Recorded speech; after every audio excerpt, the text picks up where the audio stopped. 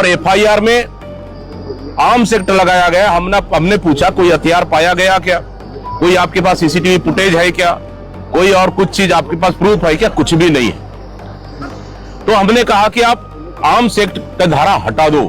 उनका कहना है हम जांच करेंगे फिर हटाएंगे। आप बिना छत्तीसगढ़ के पूर्व मुख्यमंत्री भूपेश बघेल ने चेतावनी दे दी है। वो कह दिया है कि ये थानेदार याद रहेगा, एसपी और आईजी भी सुन ले, याद रहेगा। उन्होंने बड़ी बातें कहा कि प्रदेश की कांग्रेस चूड़ी नहीं पहने हैं। हमारे अनशन में बैठ गए, प्रदेश अध्यक्ष भूख हड़ताल में बैठ गए, तो प्रदेश के कांग्रेस जन चूड़ी पहन के नहीं बैठे हैं। इस बात को समझ लीजिए आप। और उस थानेदार का नाम हम लोग हमेशा याद रखेंगे। सरकार उस थानेदार का नाम हम लोग हमेशा याद रखेंगे। सरकार आती रहती जाती रहती है। दर्शकों, इस बयान के बाद तो फिर खलबली मच गई है। आपको पता है कि प्रदेश में पहली बार ऐसा दिखाई दे रहा है कि एक साथ टीएस बाबा आमरण अनशन पे बैठे हैं। पीसीसी अध्यक्ष दीपक बैज भूख हड़ताल पर है और उसी मंच पे पूर्व मुख्यमंत्री भूपेश बघेल जी भी है और बैठे हुए धरना हड़ताल पर। क्या पूरा मामला है और आज रात 3 बजे क्या मांगे मानी गई है, सारे इस वीडियो में है, तो पूरा वीडियो देखिए। नमस्कार। छत्तीसगढ़ के सूरजपुर और सूरजपुर में विश्रामपुर पूरे प्रदेश में चर्चा का विषय, क्योंकि कांग्रेस के तीनों दिग्गज पीसीसी अध्यक्ष दीपक बैज, टीएस बाबा और पूर्व मुख्यमंत्री भूपेश बघेल तीनों वहां जाके जमावड़ा पे बैठ गए हैं। अनिश्चितकालीन भूख हड़ताल जारी है। बाबा आमरण अनशन पर बैठे हुए हैं और उन सब में एक तरीके से क्रांति तेवर है। पूरे प्रदेश में इस बात को लेकर के खलबली है। उनका कहना है कि यहाँ के जो थानेदार हैं वो भाजपा के एजेंट के रूप में काम कर रहे हैं और साफ साफ चेतावनी दी है। कहा है कि सरकार बदले की भावना से काम कर रही है। असली मामला यह है कि शिवनंदनपुर में शिवनंदन नगर क्षेत्र में नगर पंचायत का चुनाव होना है और दीपक बैज का कांग्रेसियों का आरोप है कि इसे प्रभावित करने के लिए जानबूझकर कांग्रेस जिला उपाध्यक्ष, जिनका नाम नरेंद्र जैन है, उन पर जबरदस्ती केस ठोक दिया है और अंदर कर दिया है।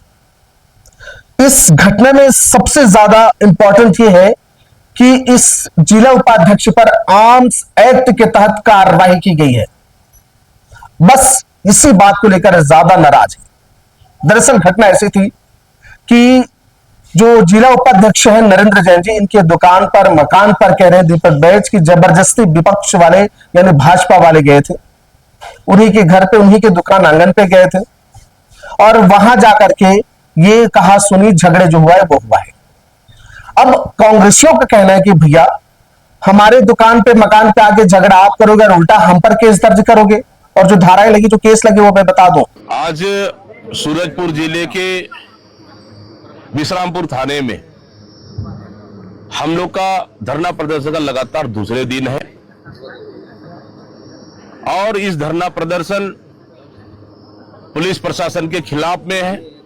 वो इसलिए कि शिवनंदनपुर नगर पंचायत का चुनाव चल रहा है और उस चुनाव को प्रभावित करने के लिए, उस चुनाव में कांग्रेस के कार्यकर्ताओं को डराने धमकाने के लिए सरकार के इशारे पर पुलिस प्रशासन ने, टीआई ने फर्जी मुकदमा दर्ज किया है। भारतीय जनता पार्टी का नेता हमारे नरेंद्र जैन, जो जिला कांग्रेस सूरजपुर के उपाध्यक्ष है, उसके घर, उसके दुकान में जाते हैं और उससे जबरन का विवाद करते हैं, बहस करते हैं चुनाव को लेकर, और उसके बाद रात को 1 बजे आकर एफआईआर दर्ज कराते हैं।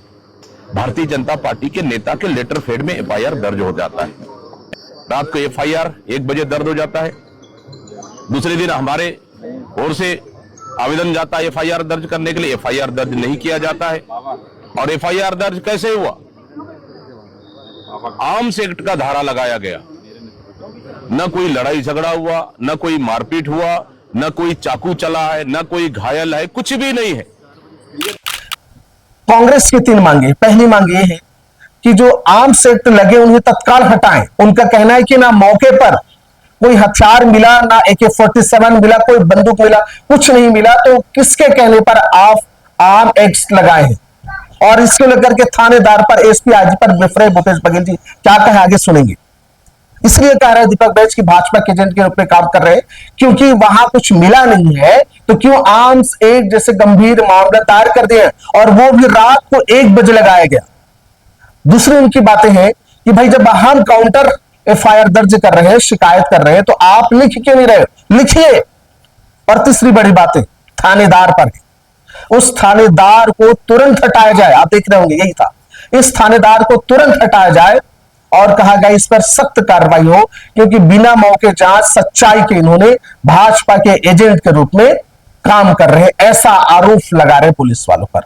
ये 3 मांगे, आर्म्स एक्ट हटाया जाए, FIR दर्ज करी जाए और तीसरी बातें हैं कि थानेदार को हटाकर उस पर कार्रवाई करें।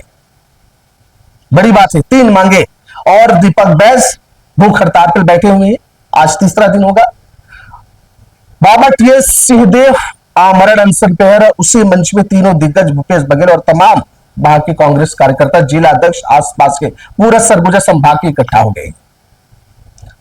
तकरीबन रात 3 बजे सूचना मिलती है, 2:30 बजे तक तो अनशन भूख हड़ताल में है। रात के तकरीबन 3 बजे सूचना मिलती है कि पुलिस वाले ने इन 3 मांगों में से एक मांग मान ली गई है। वो ये है कि इसके वजीला वाले ने जो केस दर्ज कराया, भाजपा के विरुद्ध भी अब शिकायत दर्ज हो गई है। 3 में से एक मांगे, 2 अभी भी मांगे हैं।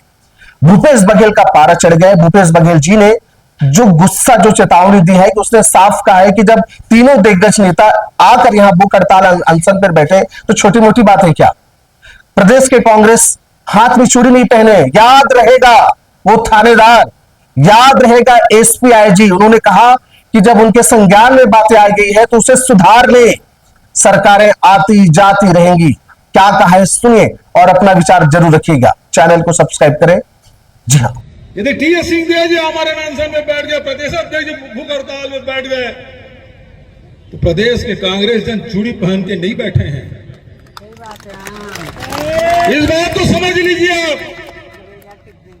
और उस थानेदार का नाम हम लोग हमेशा याद रखेंगे। सरकार आती रहती जाती रहती है, किसी दिन हमारी भी सरकार आएगी,